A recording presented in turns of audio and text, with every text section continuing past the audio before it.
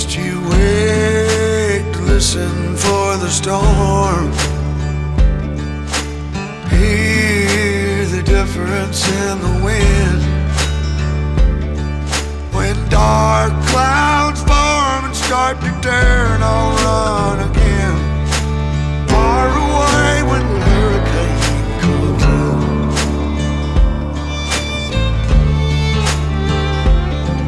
Well, I'm the only island in the way, but I was born to fight the wind and rain. Sometimes the man. We got a little sendy on the start. Me and Dante kind of went, not necessarily back and forth, but we got a little sketch there for a second, and then I ended up getting by him and was the first one through the cattle guard out towards Desert Mountain, and just tried to ride smooth and smart from there, and I felt really good, and felt like I had, I think they were saying 30-45 seconds for most of the first loop.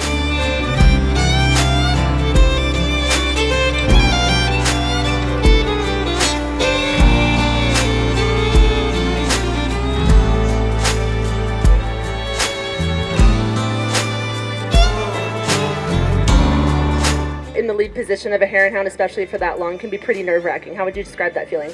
I loved it. I could see, so yeah, it's the best advantage for sure. I wish I could just whole shot every single one and do that. Ready with the lies you overheard. That first loop was just all you can eat 6th gear. It was the fastest I think I've ever been for that amount of time. Probably not the flat out fastest, but just 40 minutes wide open, straight across the desert, just through the sagebrush, little chatter the whole way. I just wait and listen. That was a brutal first loop. He had a nice little gap on me coming into the home pit, which was throwing us on the second loop another 48 miles. Had about 40 seconds on me, and I just charged where I thought I could make up time. I put the hammer down, and I ended up getting real close. A lot of yo-yoing. He dusted me out a little bit, and then we get into the rockier stuff where it wouldn't get dust, and I'd get right on his rear wheel. Got off to a top 3 start behind Damon and Dante, and I mean, they took off. They got me, and I just rode third, consistent, tried to be consistent. Zane got me actually up in the mountains.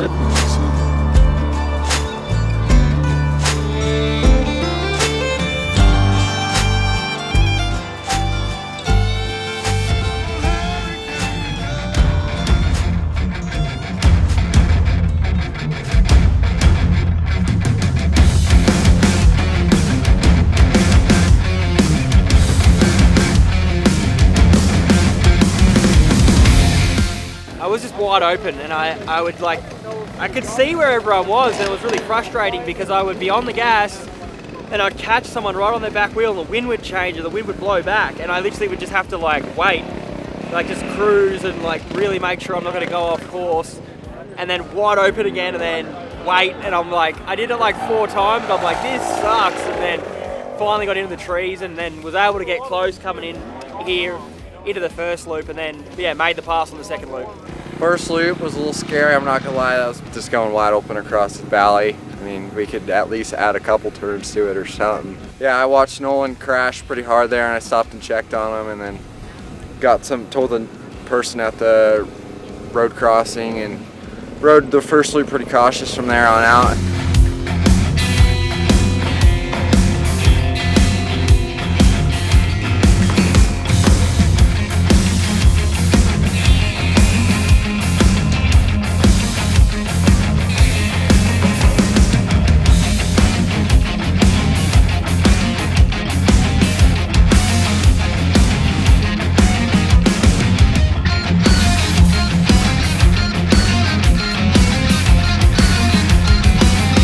I came into the pits and I had no idea where I was at because it's kind of hard to tell with it being so fast and dusty. I didn't know. I kind of thought Ava was in front of me. And I come into the pits and my mom told me that I was in 12th overall. I don't know if that's correct or not, I have no idea. But she told me that and I was like, that's insane, I shouldn't be in 12th overall. So then I was stoked when I left the pits. I was like, 12th overall, that's sick. Because it's been my goal for a long time to be 15th at the end of the race, which I didn't get 12th at the end of the race, but so I was stoked. Pretty solid second for most of the first loop, and I ended up weeding it pretty hard, and and knocking the wind out of me. And by the time I got up, Ava was just right behind me, so we were pretty close after that.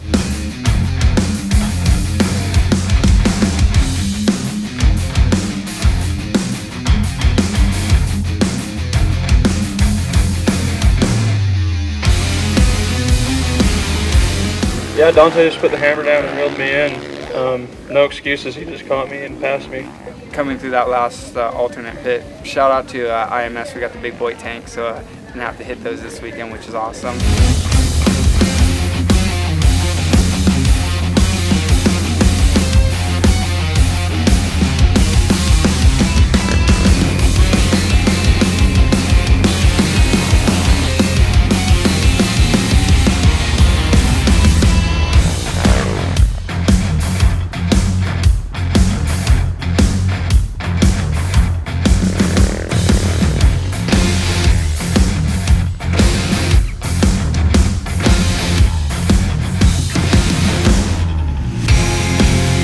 My mechanic was there, my lady there cheering me on, and one little last energy boost and put the hammer down, got close to him, and ended up making the pass with about 8 miles or 5 miles to go. And we had a nice little battle going through the dunes, which was real cool because it's super flowy, and got it done. So absolutely stoked. Closed up the gap on the points, so I don't know what I'm at. It's either tied or I'm a couple back, so stoked with that. Nice little capitalization on points this weekend, and time to battle for the rest.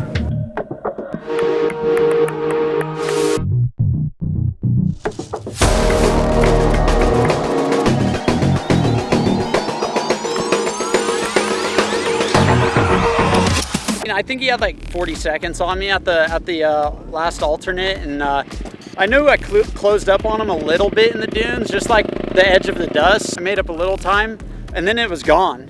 Like right here, 5 miles to go, or less than 5 miles to go probably, and I was like, man, he gapped me again down the fence line, and then when I crossed the finish line, they said I was third, so yeah, I was surprised a little bit. Yeah, me and Jack battled, and yeah, battled him all the way until the start of the second loop, and then that's when I made the pass. So yeah, no, it was good fun. I'd way rather race these races with someone else, because when you're by yourself, you're like, you just forget that you're racing. You feel like you're on a big trail ride, and then something happens and you're like, oh, I'm racing, and then 30 minutes later you're still by yourself and you forget again, and it's like, it's constantly trying to remind yourself. So I'd way rather ride with other people, because it like helps you push and something to gauge off.